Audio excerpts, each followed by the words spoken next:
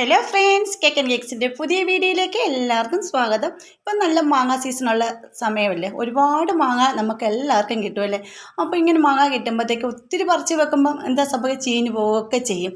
എങ്കിൽ പേടിക്കേണ്ട കാര്യമില്ല, നമുക്ക് വർഷങ്ങളോളം മാങ്ങ സൂക്ഷിക്കാൻ പറ്റും. അതോ പച്ചയായിട്ട് തന്നെ ഫ്രഷോടുകൂടി നമുക്ക് ഉപയോഗിക്കാൻ പറ്റുന്ന രീതിയിൽ പച്ചയ്ക്ക് തന്നെ നമുക്ക് സൂക്ഷിക്കാൻ പറ്റും. അതെങ്ങനെയാണെന്ന് കണ്ടു നോക്കാം. ഇപ്പോൾ ഞാനിവിടെ കുറച്ച് മാങ്ങ ഉപ്പിലിടാനും അതുപോലെ അച്ചാറിടാനും ഒക്കെ മാറ്റി വെച്ചിട്ടുണ്ട്. പിന്നെ ഞാൻ ഇപ്പോൾ എടുത്തിരിക്കുന്ന വീഡിയോയ്ക്ക് വേണ്ടി കാണിക്കാനായിട്ട് എടുത്തിരിക്കുന്നത് ഇതാണ് കേട്ടോ. 4 മാങ്ങ ആണ് ഞാൻ ഇവിടെ എടുത്തിരിക്കുന്നത്. നമുക്ക് ഈ മാങ്ങ എന്നല്ല, നമുക്ക് എത്ര മാങ്ങ വേണമെങ്കിലും നമുക്ക് ഇതോട് ഫ്രഷോടുകൂടി സൂക്ഷിക്കാൻ പറ്റും. പച്ചയ്ക്ക് തന്നെ നമുക്ക് സൂക്ഷിക്കാൻ പറ്റും. വെയിലത്ത് വെച്ച് ഉണക്കേണ്ട ഒരാവശ്യമില്ല. വേറൊരു രീതിയിൽ നമുക്ക് ചെയ്യേണ്ട കാര്യമില്ല കേട്ടോ. ഈ ഒരു സൂത്രം മാത്രം ചെയ്താൽ മതി. ഇപ്പം മാങ്ങ എടുത്ത് അതിൻ്റെ തൊലി ഒന്ന് ചെത്തിക്കളയണം. അതിനുശേഷം നല്ലപോലെ ഒന്ന് കഴുകി എടുത്തിട്ട് ഞാൻ ഈ ചെയ്യുന്ന രീതിയിൽ തന്നെ ഒന്ന് നമ്മൾ അരിഞ്ഞു വെക്കുക. അതായത് ഒരുപാട് കട്ടിക്കും അല്ലാത്ത രീതിയിൽ, ഒരുപാട് കട്ടിയോ അല്ല ഏറ്റവും കട്ടി കുറഞ്ഞും പോകരുത് എന്ന രീതിയിലൊന്ന് കട്ട് ചെയ്തെടുക്കുക. അപ്പോൾ ഞാൻ ഈ ചെയ്യുന്ന രീതിയിൽ തന്നെ ചെയ്ത് വെച്ചാൽ മതി. ഇപ്പോൾ ഇത് കണ്ടില്ലേ, ഞാൻ ഒരു മാങ്ങ ഇങ്ങനെ പൂളിയിട്ട് ഇതേ രീതിയിലാണ് എടുത്തിരിക്കുന്നത്. കണ്ട ഈ ഒരു രീതിയിൽ തന്നെ നമ്മളൊന്ന് കട്ട് ചെയ്തെടുക്കുക. അങ്ങനെ ഈ എടുത്തിരിക്കുന്ന മാങ്ങ ഫുള്ള് ഞാൻ അങ്ങനെ തന്നെ ഒന്ന് പൂളി എടുക്കുന്നുണ്ട്. അതുപോലെ തന്നെ നിങ്ങൾക്ക് എൻ്റെ വീഡിയോസ് എല്ലാം ഇഷ്ടപ്പെടുന്നുണ്ടെങ്കിൽ നമ്മുടെ ഫാമിലിയിലൊന്ന് ജോയിൻ ചെയ്ത് സപ്പോർട്ട് ചെയ്യണേ. പിന്നെ സബ്സ്ക്രൈബ് ചെയ്യാതെ ആരെങ്കിലും കാണുന്നവരുണ്ടെങ്കിൽ ഒന്ന് സപ്പോർട്ട് ചെയ്യാൻ മറക്കരുത്. പിന്നെ ബെൽ ബട്ടൺ എനേബിൾ ചെയ്ത് വെച്ചേക്കണേ, എന്നാലും ഞാൻ എടുത്ത വീഡിയോസിന് എല്ലാം നോട്ടിഫിക്കേഷൻ നിങ്ങൾക്ക് കിട്ടത്തുള്ളൂ കേട്ടോ. അപ്പം നമ്മൾ ആ എടുത്ത മാങ്ങ എല്ലാം ഇതുപോലെ നീളത്തിൽ ഒന്ന് കീറി വെച്ചിട്ടുണ്ട്. ഇനി നമുക്കിത് സൂക്ഷിക്കേണ്ട ഒരു രീതി അടിപൊളി ഒരു സൂത്രമാണ്. ഇപ്പോൾ ഈ മാങ്ങ കിട്ടുമ്പോൾ എല്ലാവരും ചീഞ്ഞു പോകുന്നുള്ളൊരു പരാതി ആരും പറയരുത്. ഇങ്ങനെ ചെയ്താൽ മാത്രം മതി. ഒരു പാത്രത്തിലേക്ക് നമുക്ക് കുറച്ച് വെള്ളം എടുക്കാം. അപ്പോൾ എത്ര മാങ്ങ നിങ്ങൾ എടുക്കുന്നോ അതിനനുസരിച്ച് വേണം വെള്ളം എടുക്കാൻ കേട്ടോ. ഒരുപാട് മാങ്ങ ഉണ്ടെങ്കിൽ അതിനനുസരിച്ച് വെള്ളവും എടുക്കാം. അതിനുശേഷം ഇതിലേക്ക് നമുക്ക് 2 ടീസ്പൂൺ പഞ്ചസാരയാണ് ഇട്ട് കൊടുക്കേണ്ടത് കേട്ടോ.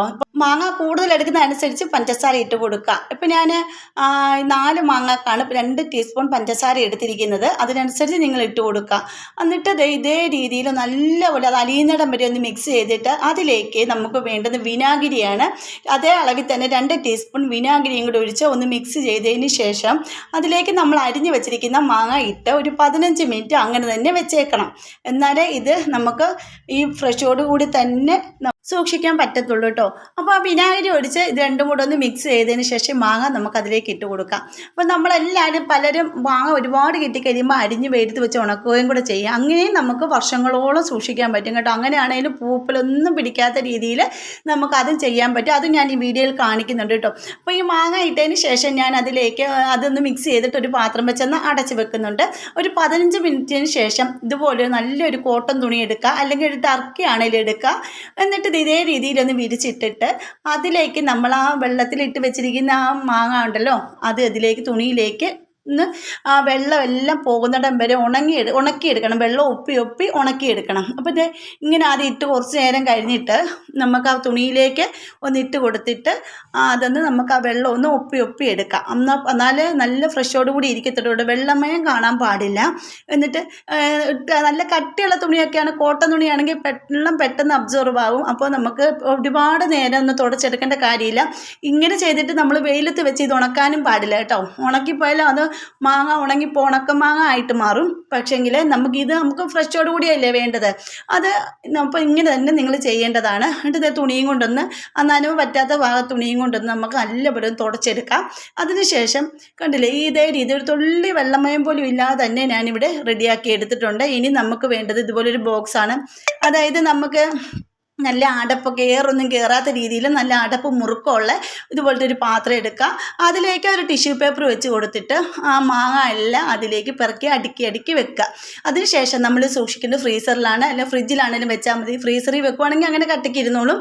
ഫ്രീസറിൽ നമുക്ക് അത്യാവശ്യത്തിലൊക്കെ എടുക്കണമെങ്കിൽ ഫ്രീസറിൽ നിന്ന് എടുത്ത് താഴെ വെച്ചതിന് ശേഷം വേണം നമുക്കിതെടുത്ത് ഉപയോഗിക്കാനായിട്ട് കേട്ടോ. അപ്പോൾ ഇത് ഇങ്ങനെ വെക്കുവാണെങ്കിൽ നമുക്ക് ഓടിപ്പോയി മാങ്ങ മേടിക്കേണ്ട കാര്യമില്ല. മാങ്ങ ചീഞ്ഞ് പോകുന്നോ ചള്ളായി പോകുന്നോ ഒന്നും ആരും വിചാരിക്കേണ്ട. നല്ല ഫ്രഷോടുകൂടി തന്നെ നമുക്ക് എപ്പോൾ വേണേലും ഉപയോഗിക്കാൻ പറ്റും. വർഷങ്ങളോളം ഇത് ഇരിക്കുകയും ചെയ്യും കേട്ടോ. അപ്പോൾ നിങ്ങളെല്ലാവരും ഒന്ന് ട്രൈ ചെയ്ത് നോക്കിയിട്ട് കമൻറ്റ് ചെയ്യണം. ഇങ്ങനെ ആരെങ്കിലും ചെയ്ത് നോക്കിയിട്ടുണ്ടെങ്കിൽ അവരൊന്ന് കമൻറ്റ് ചെയ്യാൻ മറക്കരുതേ. അപ്പോൾ ഈ രണ്ടാമത്തെ രീതിയിലാണെങ്കിലും നമ്മൾ മാങ്ങ ഒക്കെ അരിഞ്ഞ് ഒന്ന് ഉണക്കാൻ വെക്കുന്നത് നല്ലതാണ് കേട്ടോ. അപ്പോൾ ഇത് കണ്ടില്ലേ, ഒരു ബോക്സിലാക്കി, അതിൽ എയർ കയറാത്ത ബോക്സിലാക്കി വേണം നമുക്കിത് ഫ്രിഡ്ജിൽ വെച്ച് കൊടുക്കാൻ.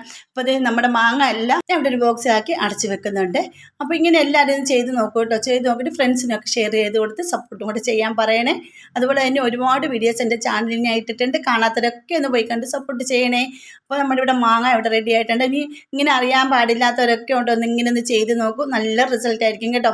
അപ്പോൾ ഇത് അടുത്ത ടിപ്പിലേക്ക് പോകാം. അടുത്ത ടിപ്പിൽ ഇതുപോലെ കുറേ മാങ്ങ ഞാൻ അരിഞ്ഞ് ഇതേ ഇവിടെ ഇട്ട് വെച്ചിട്ടുണ്ട് കേട്ടോ. ഒത്തിരി മാങ്ങ ഉണ്ടായിരുന്നു.